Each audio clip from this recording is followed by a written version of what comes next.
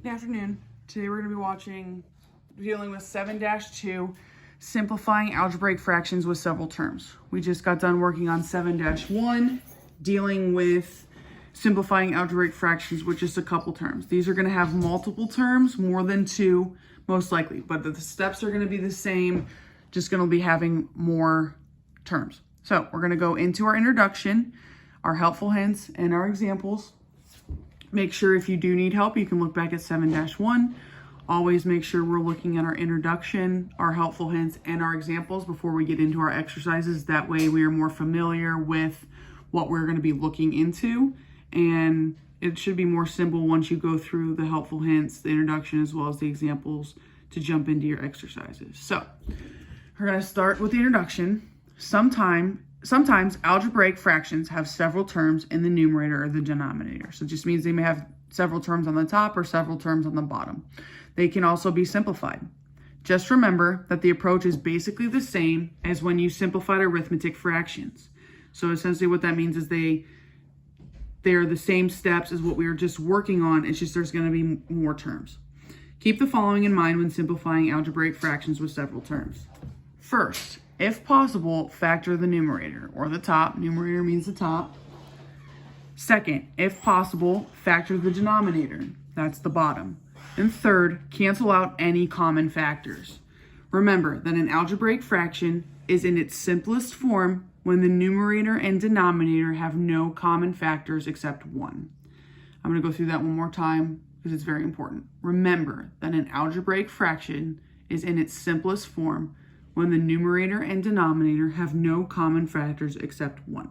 And then review the laws of exponents if necessary. The laws of exponents are going to be in that 1-7 that we have looked over before, should you need those. All right, so we're going to go into our first example. So we have x squared plus 2x, that's the numerator at the top, over x plus 2. All right, so can we factor the numerator? Absolutely. So what that means is we're going to just break these apart.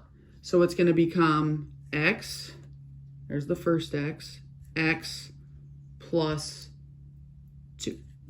So see how we did this, okay? We just factored it out. We broke the x squared plus 2x over top, okay? Over.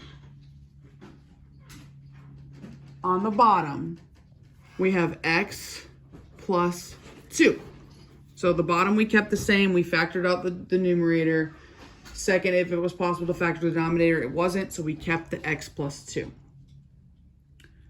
So now, can we cancel out any common factors? Now I'm looking at my helpful hints here to help me to go through each step.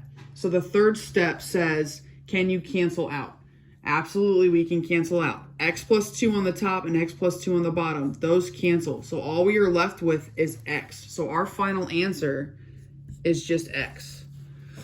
So what I did there is I looked at my helpful hints. I factored the numerator first.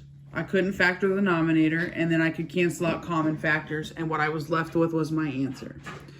So we're going on to the second example. So we have x squared minus 2x plus 1. That's the top, the numerator. X squared minus x on the bottom. All right, now, can we factor this out? Can we break these apart?